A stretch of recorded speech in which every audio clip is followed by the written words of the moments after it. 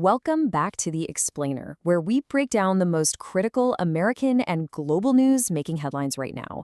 We are officially on day 68 of the U.S.-Israel war with Iran, and wow, the situation on the ground is shifting way faster than anyone predicted. Today, we're diving into a major news story that is just full of wild contradictions. On the outside, we've got these incredibly loud public threats of military escalation, but behind closed doors, it's all quiet, intensive peace negotiations. So we're going to unpack exactly why the rhetoric absolutely does not match the reality and how this whole global standoff is directly impacting your daily life. Okay, let's dive into this. Here's our agenda for today.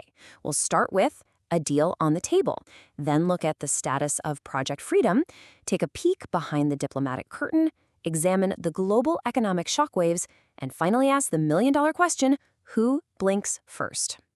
All right, Section 1, a deal on the table. Right now, we're witnessing a totally bizarre dichotomy. I mean, just look at the extreme public rhetoric we're seeing from both sides right now. You've got Iranian officials publicly warning of a harsh and regret-inducing response. Meanwhile, President Trump is throwing down a very stark ultimatum: reopen the Strait of Hormuz or face intense, renewed U.S. bombing. If you were only listening to these statements on your newsfeed, you'd think we're literally on the brink of total escalation. Yet, despite all this tough talk, sources confirm that both sides are actually quietly reviewing a brand new U.S. proposal to end the war. So, what exactly is in this proposal? Well, it's a one-page memorandum, basically a blueprint aimed at gradually ending hostilities and getting ships moving again through the Strait of Hormuz. But experts are cautioning that this memo is likely just a deal to keep talking, you know? It's a placeholder. The underlying issues, like taking possession of Iran's uranium stocks, are enormously technical. To put that into perspective, back during the Obama administration, it took 20 months just to iron out the details of Iran's nuclear program. 20 months! So this one-page memo is really just a pathway to a more detailed agreement, kind of kicking the most complex cans down the road so they can stop the immediate shooting.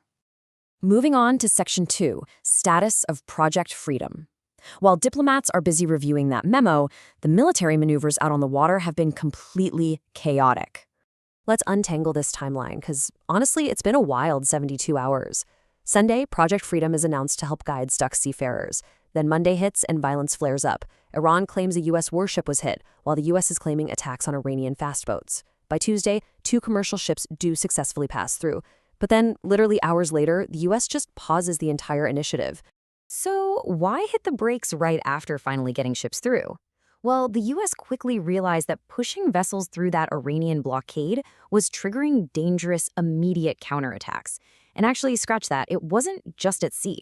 The Iranians launched retaliatory strikes against oil facilities in the United Arab Emirates. The consequences of continuing Project Freedom were simply deemed too risky. Yes, they punctured the blockade, but the blowback was immediate, and it forced everyone to seriously reconsider their next moves. Which brings us to Section 3, behind the diplomatic curtain. With the military options proving so incredibly volatile, who is actually making these sudden peace talks possible?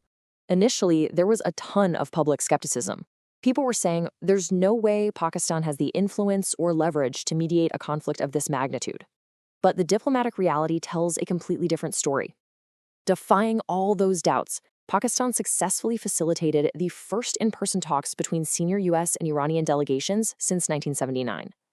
Now, a second round hasn't materialized just yet, but pulling off that historic first meeting, that has given Pakistani mediators immense credibility as they actively try to broker an off-ramp for both nations.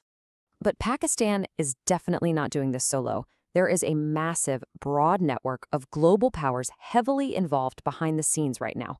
You got the Iranian foreign minister recently in Beijing, and President Trump is scheduled to meet with Chinese President Xi next week. So what we're actually seeing here is an international, diplomatic full-court press. Multiple global heavyweights are quietly pushing both Washington and Tehran toward a resolution before things spiral completely out of control. Let's look at Section 4, Global Economic Shockwaves. Why are all these global powers so incredibly anxious? Because this geopolitical chess match is directly impacting your wallet. $100. Today, the price of a barrel of global oil dipped below that $100 mark, largely driven by the rumors of this possible peace agreement. But hey, don't let that dip fool you.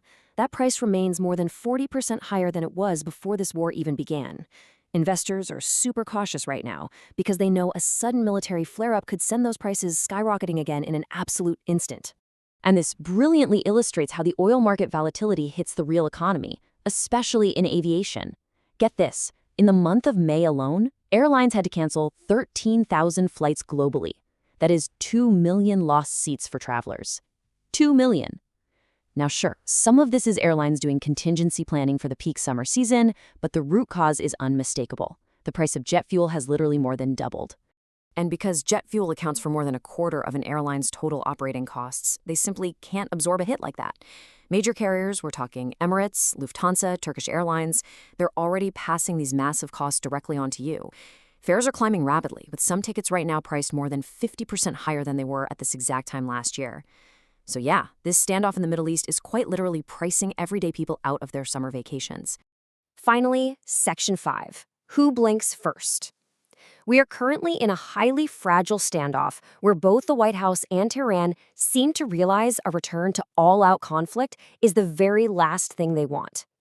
When you really zoom out and summarize the core realities here, the irony of this entire conflict is just massive. Think back to the end of February for a second. This war was originally launched with the definitive goal of removing all prospects of Iran getting a nuclear weapon. But right now, that whole question of Iran's nuclear program has heavily receded into the background. The immediate goal of the war has fundamentally shifted. It went from total nuclear disarmament to simply finding a way to unblock a shipping lane in the Strait of Hormuz. Which leaves us with this final, really striking question to chew on. Will diplomacy actually resolve a war that was initiated by blunt force? A conflict initially thought to be resolvable exclusively through military might is now heavily reliant on backroom memorandums, Pakistani mediators, and quiet compromises. Both sides are desperately looking for a way out without appearing to blink. So keep a very close eye on that one-page memo, because it might just be the key to de-escalating one of the most volatile standoffs in modern history. Thank you so much for joining me for this explainer, and as always, keep questioning the headlines.